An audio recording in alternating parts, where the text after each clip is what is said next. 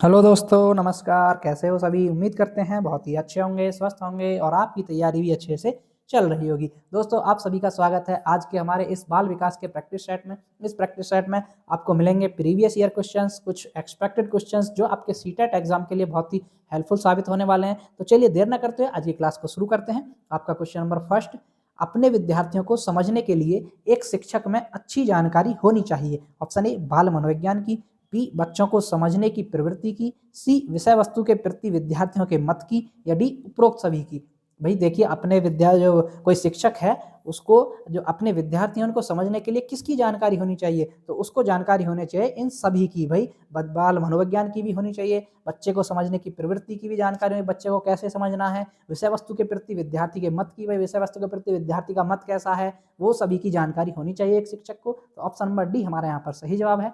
चलिए आगे बढ़ेंगे। क्वेश्चन नंबर 2, विकास के सिद्धांत के अनुसार निम्न में से कौन सा कथन सत्य है?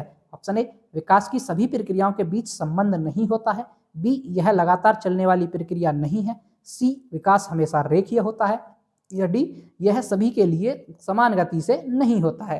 अब देखिए यहाँ पर आपसे सत्य कथन पूछा है कि सही क्या है, तो सही आपका ऑप्शन नंबर डी, यह सभी के लिए समान गति से नहीं होता है। बिल्कुल सही स्टेटमेंट है कि भाई विकास सभी में एक समान गति से नहीं होता है, विभिन्न अलग अलग गति से हो सकता है। भाई किसी में शारीरिक विकास तेज हो जाता है, किसी में मानसिक विकास तेज होता है, किसी का जो शारीरिक विकास है धीरे होता है, किसी का शारीरिक विकास तेजी से होता है।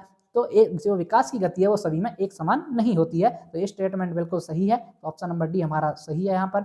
चलिए क्वेश्चन नंबर 3, संरचनात्मक दृष्टिकोण के अनुसार अधिगम डैश डैश है। ऑप्शन ए एक निष्क्रिय एवं व्यक्तिपरक प्रक्रिया, बी जानकारी के अर्जन की प्रक्रिया, सी अनुभव के परिणाम के रूप में व्यवहार में एक परिवर्तन की एक प्रक्रिया, या डी एक सक्रिय सामाजिक प्रक्रिया।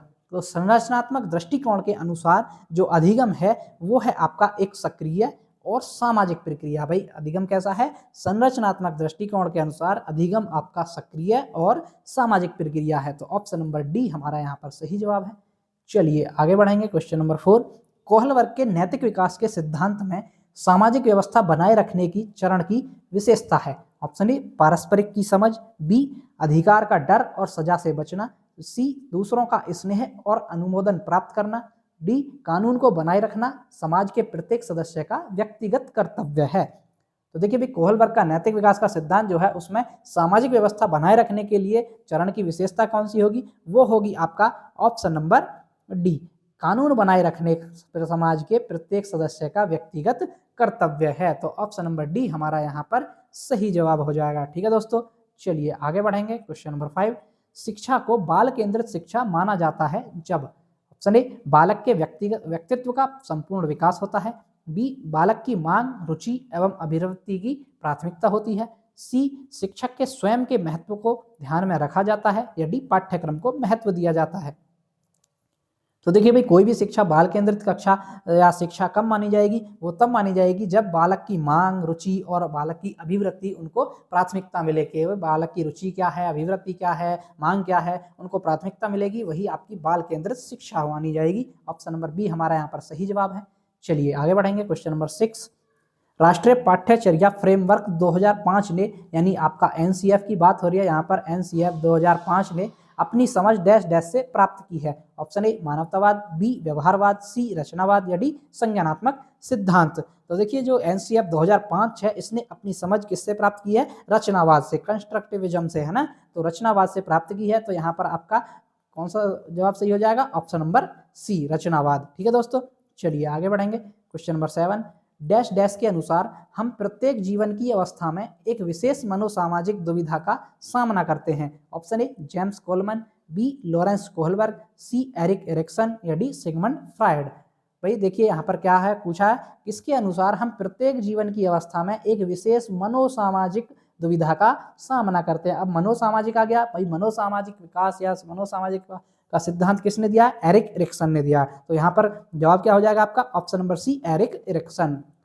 ठीक है दोस्तों, चलिए आगे बढ़ेंगे। क्वेश्चन नंबर 8, निम्नलिखित में से कौन रचनात्मक चिंतन का उदाहरण है? अभी रचनात्मक चिंतन का उदाहरण कौन सा है इनमें से? ऑप्शन ए तर्क करना, बी समय प्रबंध, सी सक्रिय श्रवण, या डी पूछताछ। तो देखिए भाई रचनात्मक चिंतन का उदाहरण होगा यहाँ पर आपका ऑप्शन नंबर डी पूछताछ। क्या होगा भाई? पूछताछ आपका रचनात्मक चिंतन का उदाहरण होता है। तो यहाँ पर सही जवाब है आपका ऑप्शन नंबर डी। चलिए आगे बढ़ेंगे। क्वेश्चन नंबर 9, लड़कियों को भाषाओं और कलाओं को अपनाने के लिए प्रोत्साहन करना और गणित एवं विज्ञान को अपनाने के लिए उन्हें हतोत्साहित करना एक उदाहरण है। भाई लड़कियां हैं, उनको भाषा और कला के लिए तो आप प्रोत्साहन दे रहे हैं, जबकि गणित और विज्ञान जैसे सब्जेक्ट या उनको विषयों को अपनाने के लिए उन्हें हतोत्साहित कर रहे हैं उन्हें। तो उसका उदाहरण क्या है? ऑप्शन ए जेंडर समानता, बी जेंडर स्थिरता, सी जेंडर भेदभाव या डी जेंडर सशक्तिकरण। देखिए भाई यहाँ पर आपका सही जवाब है ऑप्शन नंबर सी जेंडर भेदभाव। क्या हो रहा है भाई? यहाँ पर जेंडर भेदभाव हो रहा है, तो ऑप्शन नंबर सी हमारा सही जवाब है। चलिए आगे बढ़ेंगे। क्वेश्चन नंबर 10, कक्षा में संस्कृति व भाषाई भिन्नताओं को ध्यान में रखते हुए कौन सी नीति प्रभावी होगी? ऑप्शन ए मानकीकृत व कठोर पाठ्यचर्या का पालन, बी प्रत्यक्ष निर्देश के तरीकों का उपयोग, सी कक्षा में प्रतिस्पर्धा की भावना को बढ़ावा देना या डी विभिन्नताओं को अभाव के रूप में ना देखना। तो देखिए भाई भाषाई भिन्नताओं को ध्यान में रखते हुए कौन सी नीति प्रभावी होगी यहाँ पर? तो वो होगी आपकी विभिन्नताओं को अभाव के रूप में ना देखना। भाई जो विभिन्नता है उनको अभाव के रूप में नहीं देखना है, उनको एक संसाधन के रूप में देखना है। तो ऑप्शन नंबर डी हमारा यहाँ पर बिल्कुल सही जवाब होगा। ठीक है फ्रेंड्स, चलिए आगे बढ़ेंगे। क्वेश्चन नंबर 11, आकलन का प्राथमिक उद्देश्य क्या होना चाहिए? ऑप्शन आपके ए विद्यार्थियों के प्राप्तांकों के आधार पर उनको नामांकित करना, बी रिपोर्ट कार्ड में पास या फेल अंकित करना, सी विद्यार्थियों के लिए श्रेणी निश्चित करना या डी संबंधित अवधारणाओं के बारे में बच्चों की स्पष्टता तथा भ्रांतियों को समझना। तो देखिए भाई आकलन का प्राथमिक उद्देश्य क्या होना चाहिए? आकलन का प्राथमिक उद्देश्य होना चाहिए कि संबंधित अवधारणाओं के बारे में जो बच्चों की स्पष्टता है, भ्रांतियां हैं, उनको समझना। तो ऑप्शन नंबर डी हमारा यहाँ पर सही जवाब है। चलिए आगे बढ़ेंगे। क्वेश्चन नंबर 12, विद्यालय आधारित आकलन डैश डैश। ऑप्शन ए शिक्षार्थियों और शिक्षकों को अगंभीर और लापरवाह बनाता है, बी शिक्षा बोर्ड की जवाबदेही कम कर देता है, सी सार्वभौमिक राष्ट्रीय मानकों की प्राप्ति में बाधा उत्पन्न करता है या डी परिचित वातावरण में अधिक सीखने में सभी शिक्षार्थियों की मदद करता है। तो देखिए भाई विद्यालय आधारित आकलन जो होता है वो क्या करता है? परिचित वातावरण में अधिक सीखने में सभी शिक्षार्थियों की मदद करता है। भाई उनका परिचित वातावरण, उनका अनुभव है वहां पर, उसको सीखने में शिक्षार्थियों की अधिक मदद करता है। ऑप्शन नंबर डी हमारा यहाँ पर सही जवाब है।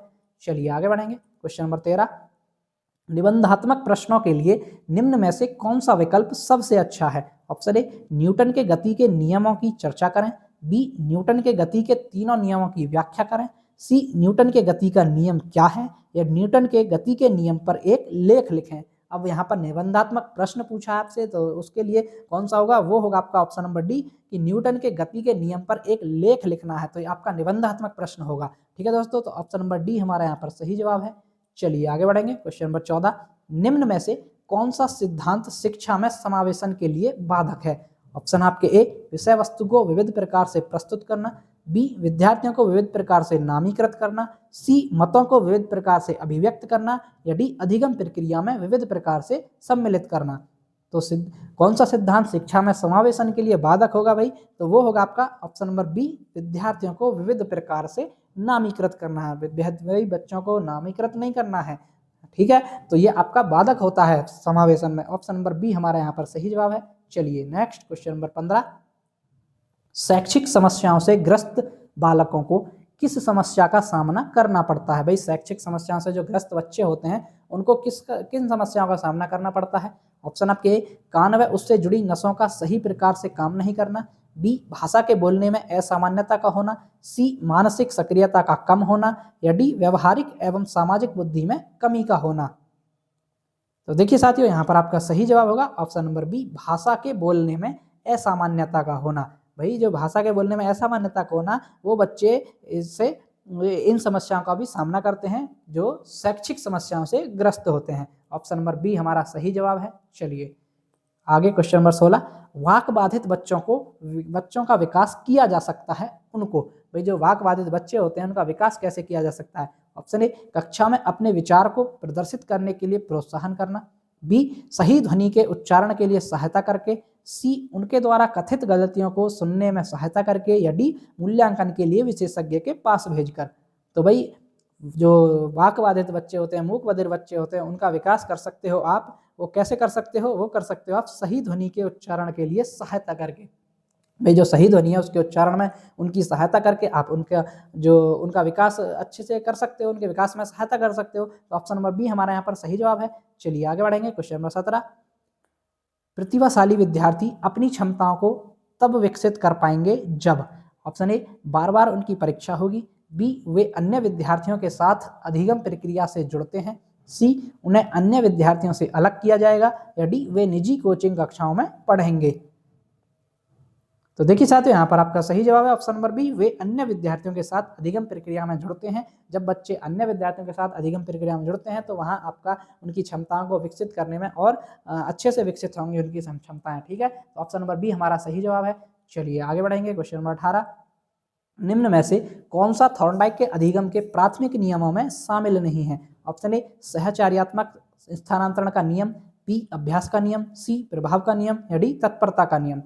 तो भाई देखिए, थॉर्नडाइक का जो प्राथमिक नियम है वो है आपके अभ्यास का नियम, प्रभाव का नियम और तत्परता का नियम। ये मुख्य 3 नियम है थॉर्नडाइक के, लेकिन जो सहचार्यात्मक स्थानांतरण का नियम है ये उसका गौण नियम है। ये कैसा है भाई? ये गौण नियम में आता है, मुख्य नियम में नहीं आता है, प्राथमिक नियम में नहीं आता है। तो ऑप्शन नंबर ए हमारे यहाँ पर सही जवाब है।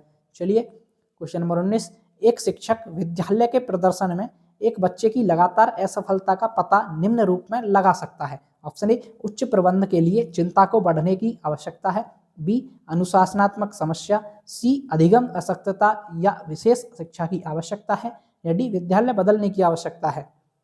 तो देखिए भाई, उसको क्या है, उसको अधिगम अशक्तता या विशेष विद्यालय की विशेष शिक्षा की आवश्यकता है। उसको अधिगम अशक्तता हो रही है, वो असफल बार बार असफल हो रहा है भाई, तो अधिगम अशक्तता या विशेष शिक्षा की उसको आवश्यकता है। तो ऑप्शन नंबर सी हमारा सही जवाब है। चलिए क्वेश्चन नंबर 20, निम्न में से अधिगम की कौन सी दशा पर विद्यालयों में सबसे अधिक बल देना चाहिए? ऑप्शन ए, परिवेश से सहभागिता द्वारा कौशलों का ज्ञान का अर्जन, बी, विषय वस्तु को रटना, सी, दूसरों का निष्क्रियकरण अनुसरण, या डी, उद्दीपन अनुक्रिया संबंधों द्वारा व्यवहार का अनुबंधन। तो यहाँ पर आपका सही जवाब है परिवेश से सहभागिता द्वारा कौशलों और ज्ञान का अर्जन। तो क्या आ जाएगा हमारा जवाब? ऑप्शन नंबर ए हमारा यहाँ पर बिल्कुल सही हो जाएगा। तो दोस्तों ये थी हमारी आज की क्लास। आपको क्लास कैसी लगी कमेंट करके जरूर बताइएगा। जो भी साथी चैनल पर पहली बार आए हैं कृपया चैनल को सब्सक्राइब कर लें, ताकि ऐसी इन्फॉर्मेटिव क्लासेस आपको डेली मिलती रहें। तो चलिए मिलते हैं नेक्स्ट वीडियो में, तब तक के लिए धन्यवाद।